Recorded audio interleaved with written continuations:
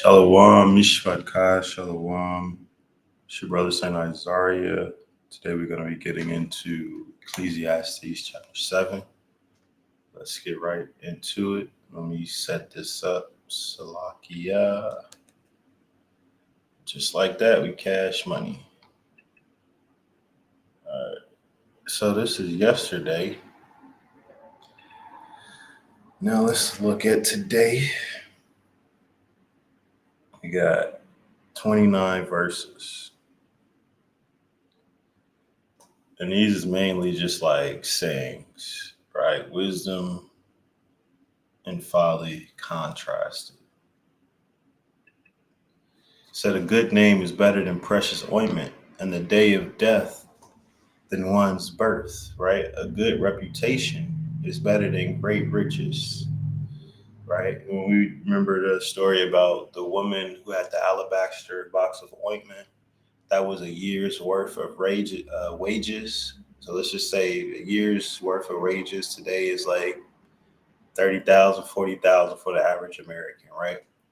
So $30,000 worth of oil was being poured on the Messiah. Think about that in a relevant sense, you know. Um,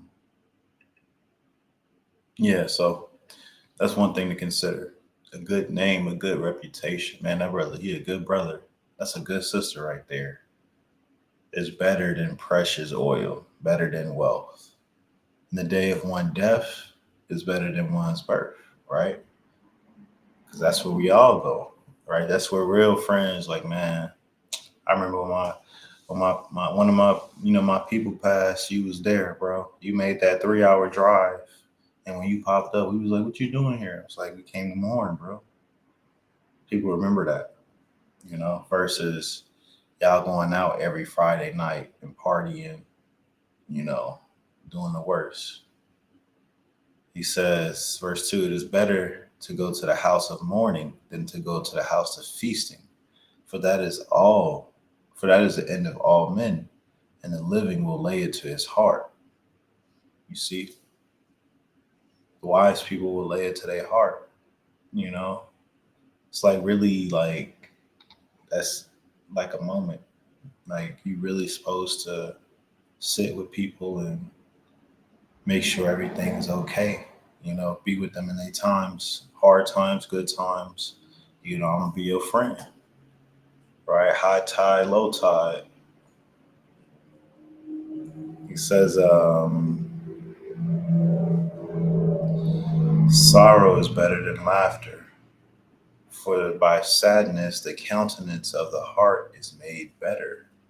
See, so when you actually go through some stuff, you actually be mourning some little, most likely a little heartbreak, a little issues in your life, is actually for your perfection. Like he tells us in Jeremiah, says, I'm gonna make a man more precious than gold. He got to put us in that hot furnace. He got to put us in unconventional and um, what's the word? Uncomfortable situations. All right, so we can come out better, so we can come out stronger. All right, your environment tends to make you stronger or weaker. So don't think because you grew up in a strong environment that you less than or whatever. It's like, nah, the Most High did that so you could go travel the world and teach this truth. So when people press you, you be like, man, I'm from Chicago, dude. From the South Side, bro. Yeah, I walked through Syria. I walked through Palestine. I was, playing dominoes with the bros in Palestine. It's like Most High be giving us that experience so we can become more useful in these unconventional, in these uncomfortable situations. Right? He says, the heart of the wise is in the house of mourning, but the heart of fools is in the house of mirth. Right? It's going into mourning, right? Understanding that this is where we all go. We all gonna pass away. We all gonna, like, we could always party. We could always, do that. But this is a moment to take in. Verse 5, he said, it's better to hear the rebuke of the wise than for men to hear the songs of fools, right? Better to be corrected by wise men than to be told you right. No, sis, you ain't got to listen to your husband. He shouldn't be telling you that. He shouldn't. No, sis, what's your number? I'm gonna teach you. Snakes in the grass, dude. Snakes in the grass. And that'd be women and men. That'd be women and men doing that, right? Hearing the songs of fools, sweet sound. Man, that sound good. That sound, oh, man, that sound. I don't think I'm gonna go to sleep. You rocking me to sleep. That song's so good. But the rebuke of the wise straighten you up, boy. The rebuke of the wise will make you, all right, I can't do that no more. My bad. I'm sorry. I'm sorry. It won't happen again. Rebuke of the songs of the fools, you be asleep at 2 p.m. He says, for as crackling thorns under a pot, so are the laughters of fools. And this is also vanity. All right. Fools always laughing. Fools always got some class clowns. All right. Cackling hyenas. Right. Surely oppression maketh the wise man mad, and a gift destroyeth the heart. Right. So surely oppression maketh the wise man crazed, insane, not necessarily angry, but like inhumane, mad. He went mad, right? He went mad, all right? Slang for like going crazy. Says, hey, and I feel like Israel ain't never looked at that script like that either. Let me look at that again. He says, surely oppression maketh a wise man mad. So oppression is going to make the wise go crazy. So you ever ask yourself, damn, why am I so crazy? It's because you're oppressed. Or damn, why am I oppressed? It's because you're wise and they try to make you crazy. All right? People tell you you crazy, you're going to go crazy. So surely don't hang out with them people. Just change your circle. It says, better is the end of a thing than the beginning thereof, and the patient spirit is better than the proud spirit, right? Better than the end of something, better the end of a relationship than a beginning of a relationship, right? Because the end is like you didn't already had the good, you didn't already had the lovey-dovey honeymoon phase, and oh, I love you. And you had the fights, you had the arguments, you had the trauma with it or whatever, but it's the end now. It's over. You made it. Congratulations. So it's good that it's ended. And it's better than what you was thinking it was gonna be like in the beginning. Because you didn't foresee all that trauma, you didn't foresee all that, baggage and stuff. So it's the end. And it's better. It's over now. So now you can start something else. And that's also good too. Right? But the end of that would be better as well. A good life with loving wives, the end of that is better than the beginning of that. Right? When you get your woman, you be like, man, I want to be with you forever. Right? Ain't no end to love. So be careful what you love, right? It's an end to hatred. It's an end to get back. It's an end to, all right, we burnt their house down. Let's go home. Let's go drink a beer, hang out with our babies now. It's an end to all that, but it ain't no end to love. People be ready to die for love, right? People be ready to kill for love. People be ready to shoot. People be talking about, never mind, I ain't gonna get into that. Love is like, it gets past the physical and can dwell in the spiritual a lot longer than any other emotion, right? It says, verse 9, be not hasty to be angry, for anger resteth in the heart of fools. Anger resteth in the bosom of fools. Anger resteth in the chest of fools. That's where it's at. Heavy hearted, breathing all hard, like a gorilla. Then it'll be one man, one gorilla versus a hundred saints. He says, "Say not thou, what is the cause that the former days were better than these? For thou dost not inquire wisely concerning this. Don't say to yourself, what is the cause of the past? What's the point of the Roman Empire? What's the point of all these things that happen? Right? What's the cause of the former days were better than these? Right? Why is the past better than now? For you don't inquire wisely concerning this. You don't know what the Most High is doing. He lift kingdoms up. He raised kingdoms up. He put kingdoms down. He says wisdom is good by an inheritance, and there's profit by them that see the sun.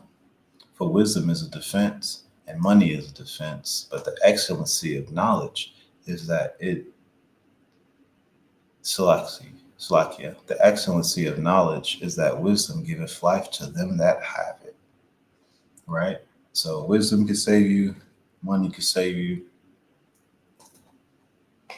but excellency about wisdom is that it's a little bit stronger, man. All right, money is a defense, wisdom is a defense. But like that's the thing. It's like Esau got trillions of dollars of military stuff, right? And it's like I feel like all the Most High will have to do is add a little bit of salt in the air, and that'll make everything rust. Like that'll make all that metal, all the guns, all the military stuff, all the whatever rust. And then it'll probably do, I don't know, it'll probably kill some bacteria. It might kill some good DNA too. But that's it's just like simple things like that. Like, oh, let's make it rain a lot so they can't fly, you know? Like Most High is real wise. And it's like he used the little simple things to bind up the great things, like a little salt in the rain to rust out the military weapons. Very covert, very like, and you could do it over a period of months, so it wouldn't even be traced. It's just low wisdom is a defense, and money is a defense, but the excellency of knowledge is that wisdom giveth life to them that have it. Right? It says, consider the work of Yah. Who can make that straight which he have made crooked? Right? How you gonna correct your wife? Most High already made her crooked. He already made her wrong. It says, in the day of prosperity be joyful, but in the day of adversity consider that the Most High had set one over the other, to the end that men should find nothing after him. It says, all things I have seen in the days of my vanity. There is just men that perish in his righteousness, and there be wicked men who prolongeth his life in his wickedness. All right. Sometimes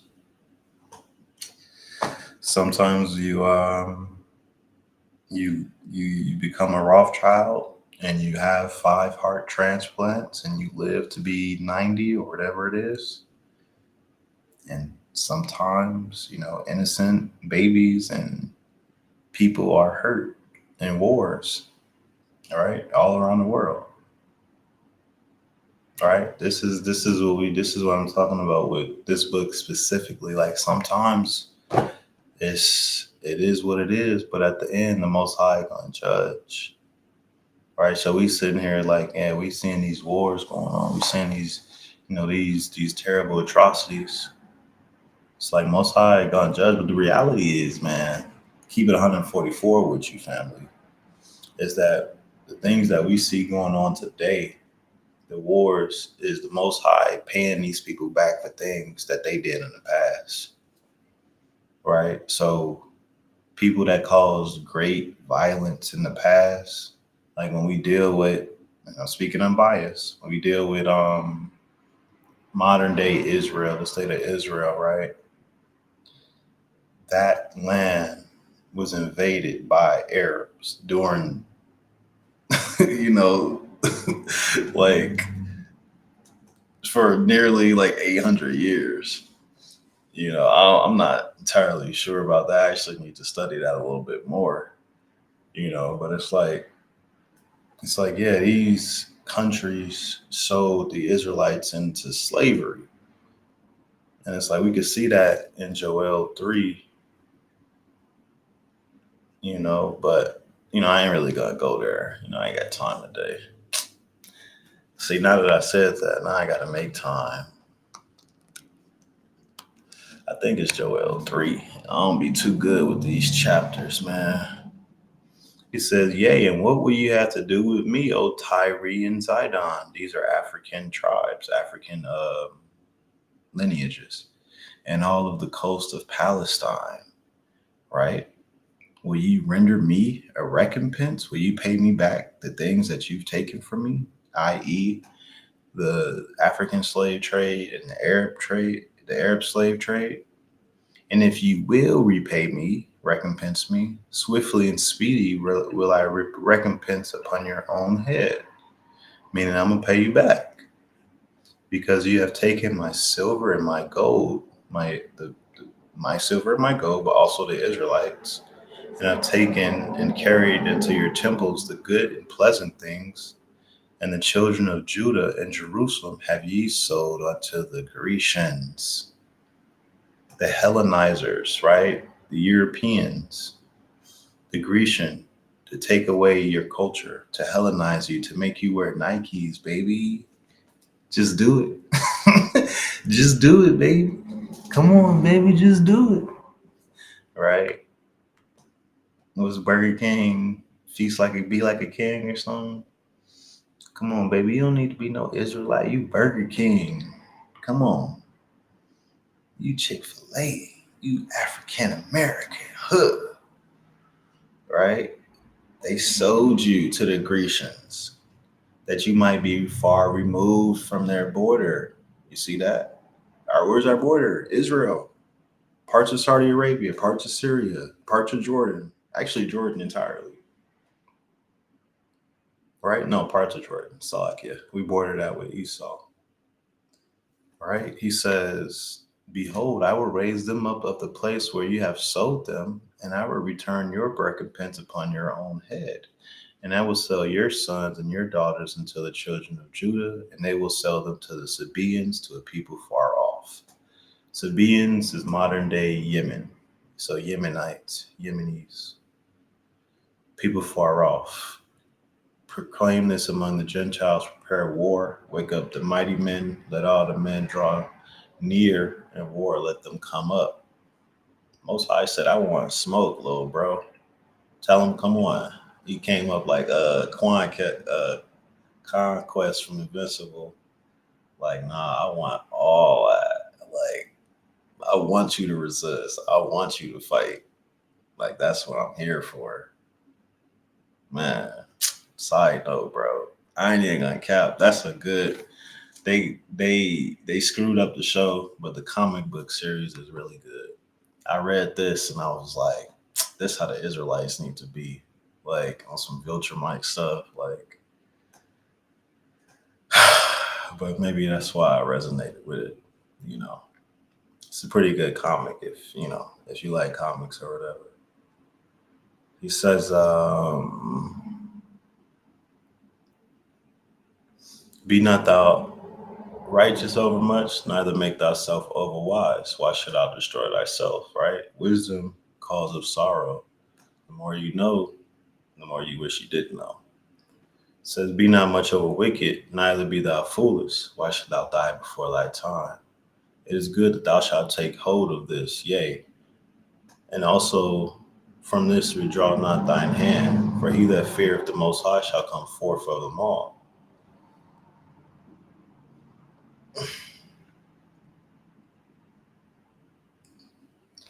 It says, wisdom strengthen the wise more than 10 mighty men that are in a city, right? So let me hit you with another piece of wisdom. Fighting is more wisdom than actual fight. Because if we boxing, right? I remember not back in the day, but I remember the old heads, used to show you something and you punch somebody in the shoulder right here 10, 20 times. Just work on that shoulder. And then after a while, that shoulder, they can't hold it up no more. So now you tearing up their face, tearing up that arm because they can't block. You hit the shoulder. So the shoulder is just weak now. So now they taking it, pause. So it's like that's the idea. It's like wisdom. Yeah, you could try to, what I'm saying, hit him in the cheek, hit him in the chin, hit him in the nose. But why not go for the liver? You know what I'm saying? Why not go for the shoulder? Why not destroy his defense so you could really work on the offense? Because if both y'all on offense, who on defense? So if you claim offense, he got to be on defense. He says, there be not a just man on the earth that doeth good and sinneth not. Also take no heed to all the words that are spoken, lest thou hear thy servant curse thee. For in oft times thine heart also for Slakia. For in oftentimes thine own heart knoweth that thou thyself likewise curse other. All this have I proved by wisdom. I said I would be wise, but it was far from me. That which is far off and exceeding deep, who can find it out? All right. He says, take no heed to all the words that are spoken to thee. Right. Don't be listening to every word. Like, man, they want beef with you. She's saying this, she said, and I was like, I don't know, he said that. Yeah, man, I ain't trying to hear that. It's like, cause you was talking crap. You was talking crap, talking crazy to the most high, right? When you had a little too much to drink or a little too much whatever, you know. So he said, don't trip. Because the most high not gonna trip on you. If you don't trip. But if you trip, he gonna pay you back. You're gonna get what you're gonna reap what you sow. He says that which is far off and exceeded deep, who can find it? He says, I apply my heart to search and to seek out wisdom and the reason of things and to know the wickedness of folly, even foolishness and madness. Right? He said, I gave myself to know and search out wisdom and the reason of things, right? And to know wickedness of folly and even foolishness and madness. And this is what we got to understand too. I'm talking to the young brothers specifically, is that the Most High and wisdom will tarry with you for a little bit while you sinning, and she gonna correct you and try to get you back on the right street.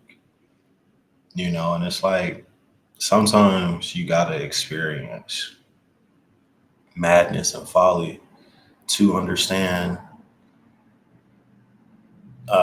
more wisdom, to understand the full. Like that's what we're literally seeing here. Like he gave himself to sin. Like he making it clear as day. So we be sitting around here hiding, saying like, man, I don't be sinning. I don't do that. No, he said I gave myself to folly and wickedness and even madness. I was acting crazy, dancing in the street like a little crazy person, right? He says, I find more bitter than death the woman whose heart is snares and traps, and her hands are bands. Whoso pleaseth the Most High shall escape her. Whew. But the sinner shall be taken from her. You see that? So he says, I find more bitter than death a woman that's trapped, right? That want to entrap you with her words, her body, her mind, right? It says the Most High gonna liberate, look out and free the man who can't really see past that. But the man who the Most High not dealing with, he gonna let you fall into her. He gonna let you lay up in her and make some kids with her. He says, "Behold, I found this," saith the preacher, "counting one by one, to find out the account, which yet my soul seeketh, but I find not. One man of 1,000 have I found, but of women have I not found." Right? One man out of 1,000 seem wise, but a wise woman, no sé. No sabe, papi, no sé. Lo, have I only found, that the Most High have made upright, but they have sought out many inventions. You see that, man? So he's saying this. He almost sound like a scientist right now, because he's having, this is experimentation in its finest. This is the scientific principles in its finest. You know what I'm saying? So, Conman. That's all I got for y'all. That was 30 minutes. Wow, I didn't expect it to be that long. So, that being said, man, I'm gonna say shalom. All right, y'all. Peace, man. Have a good day.